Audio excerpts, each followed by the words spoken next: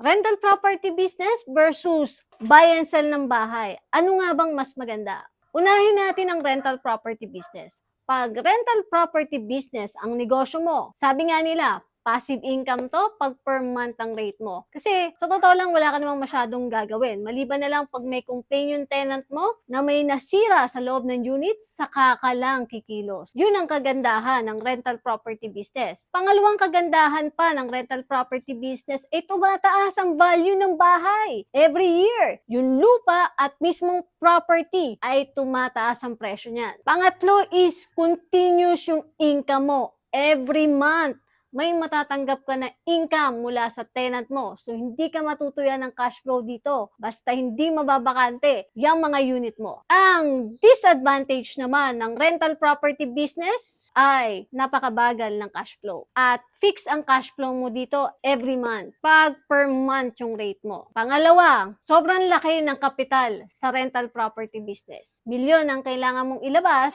para bumili ng lupa at mas ilang milyon pa ang kailangan mong ilabas para makapagpatayo naman ng isang bahay na pauupahan mo. Pangatlo is kailangan mo ng business permit para magawang rental property yung negosyo mo, which is costly din. Lalo na kung gagawin mo transient house business to. Every month may babayaran kang taxes. Plus magbabayad ka rin ng retainage fee for the taxations. And every year, magre-renew ka ng business permits. So, kailangan may segregate kang pera para dyan. Punta naman tayo sa buy and sell. Advantage pag buy and sell ang negosyo mo ay malaki ka agad ang kikitain mo pag nabenta mo tong bahay na to. Lalo na kung malaki yung percentage ng patong mo dyan. Pangalawang advantage pa, tumataas din yung value ng property. So, hindi mo siya nabenta this year, okay lang kasi mataas na yung value niya next year, yung lupa niyan, and yung bahay. Basta maayos mo pa rin na maintain yung bahay. Pwede mong ibenta ng mas mataas na halaga kahit sa susunod na taon pa. Advantage pa ng buy and sell is madali kang makakaipon ng pera para pag gusto mo nang bumili ng property, para meron ka ng sariling paupahan, pwede mong gamitin yung pinagbentahan, yung bultong pera na kinita mo sa pagbabuy and sell ng property. So, eventually,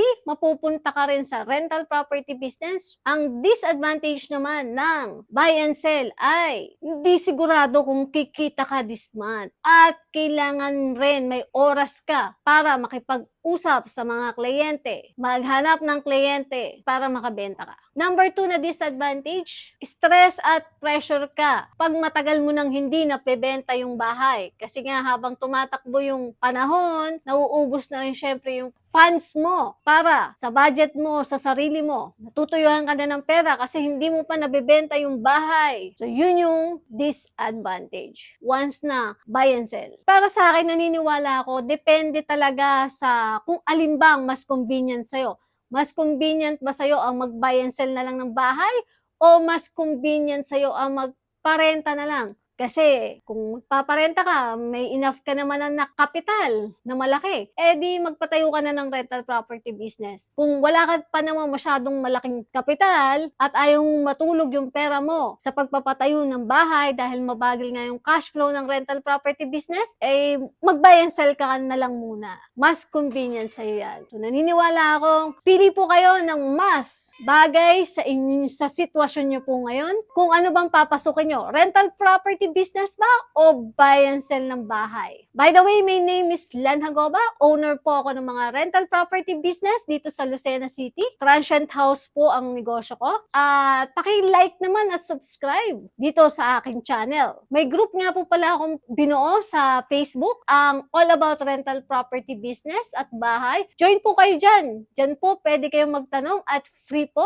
May mga sasagot pong mga landlord sa atin dyan. So yun lang po muna. See you po ulit sa susunod na vlog ko. Bye for now!